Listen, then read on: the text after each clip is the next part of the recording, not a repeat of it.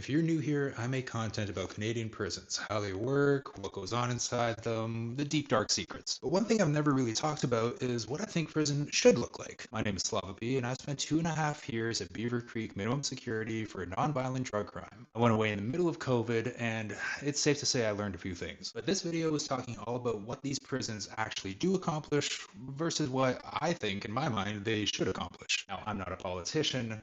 Obviously, I have no power here. I'm just somebody who's been on the inside and has come out and has some ideas. And I've been out for longer than I was in. So the idea that I'm institutionalized or I'm going to give you some kind of fluff here, out the window. If I could sum it up, what prisons currently teach is compliance, not rehabilitation. Like I said before, provincial systems like Toronto South or Maplehurst, they're more like holding pens than reform programs. They are very youthful institutions. The average age is probably under 25. And the whole institution is built on isolation, lockdowns, and bureaucracy. The main lesson you're going to find in there is how to follow orders and how to wait things out. There's no programs, you're not going to change, even if you want to. Plus, the safety measures are often punitive and collective. One person could do something which causes a lockdown for everybody, which causes some very serious people to go free because of some oversight in terms of constitutional. This just happened, actually. You could look it up. Now, in federal, it's a little bit of a different story. There's something called CORCAN, which is kind of like Corrections Canada version of work program. Not only do federal institutions have CORCAN, they also have programs, literacy training, substance abuse programs, and anger management programs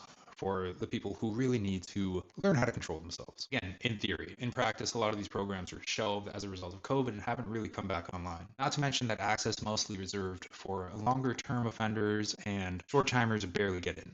I've made the example before, but I entered into a course on how to use a chainsaw, and it was so full that even though I was there for 2 years, I couldn't get on the list. Another very active federal program is medical distribution. Every morning, people line up to get their methadone or their Suboxone or whatever other drug the government has given them to get them off the drugs they're on in the street. It's called a pill parade because it's just a bunch of people at 8 o'clock in the morning shuffling forward with their cup out, taking their pills and going back to bed. In fact, in CSC4 report, it confirmed that medical maintenance therapy remains the most resourced program per capita in institutions. That's right.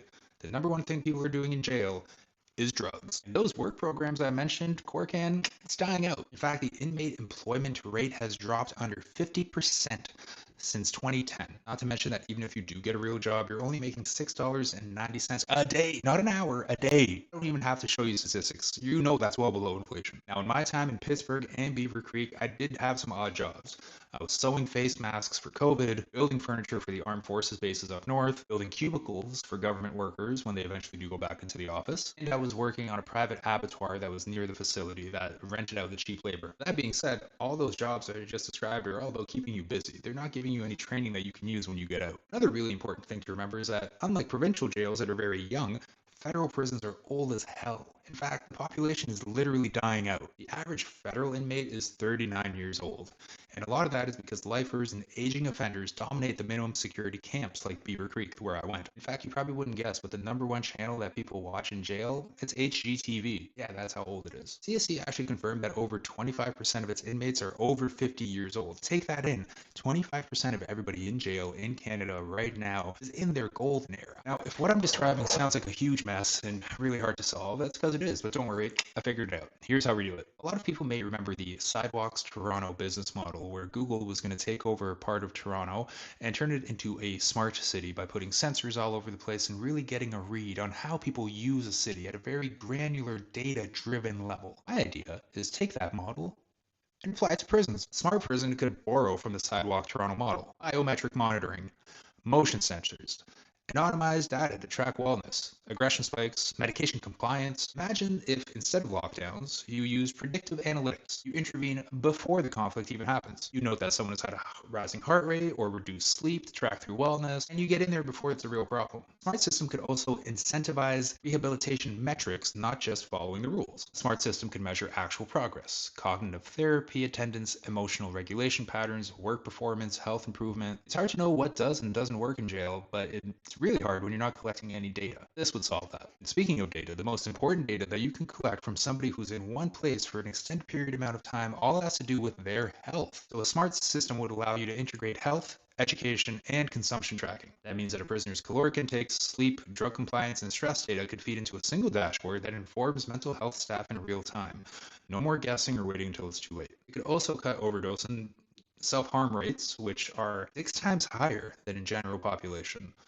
People don't want to be there and they'll get out by any means. Now, this model of a decentralized campus works really well compared to, a warehouse, which is what something in provincial is like. If you implement a smart system there, it might get a little dystopian, but at a camp, it's beneficial for all parties. I've written before that the idea of the simulated community that you'll see in a minimum security camp like Pittsburgh or Beaver Creek is like a socialist thought experiment molded into a Potemkin village. God damn, I was a good writer. But the goal should be to scale that model out, especially as we continue to build more jails, which I think we should do. If we have smaller, smarter facilities with embedded community work, digital monitoring, and database parole readiness, we don't have to play the guessing game anymore in terms of who we're letting out. Think of rehabilitation more as civil infrastructure than anything else, like a school or a hospital.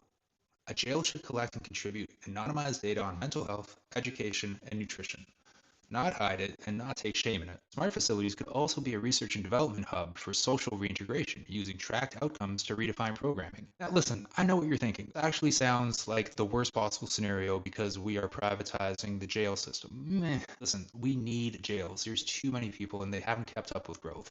I think our maximum population in federal is like 1,400 people. We have a population of over 30 million. That's not possible. And the facts are facts. Recidivism within 5 years sits around 25% federally. That means 1 in every 4 people that go where I went end up going back. And the costs per inmate right now are astounding. Granted, a lot of that does go towards staffing, but the numbers are that a minimum security inmate costs the government 151,000 a year. Medium security costs 202,000 and maximum security costs 288,000 per year. And that's coming from CSC's 2023 data. I'm not just pulling those numbers out of my ass. From my personal experience, when I went to university, when I went to jail, bit of a Freudian slip there. In my own experience, when I went to jail, there was a program in university that you could enroll in. But I was the only person in Beaver Creek who was enrolled. Granted, I went for criminal studies, of course I did. But according to CSC's own statistics, only 31% of eligible inmates enrolled in any sort of educational advancement programs. So is this a radical idea? Absolutely not. But I traffic in radical ideas and okay. But I think you should absolutely try to store anonymized data collected at mass. You know what you could do with that? If you're not going to use it for your own good, you could definitely sell it to somebody else. And it's not like people are going to get upset because prisoners' data rights are being breached and their privacy is being intruded upon. At least I don't think so. I don't know. People find all sorts of things to get outraged about. I may be wrong on this one. Prisons should be social research and development labs. They should not be storage units for failure. And that's what they are now. So maybe we'll see a change, or maybe we won't. But if anybody who's in charge of things ever wants somebody to advise them who's been on the inside, give me a call. Or at the very least, hit like and subscribe. Bye bye.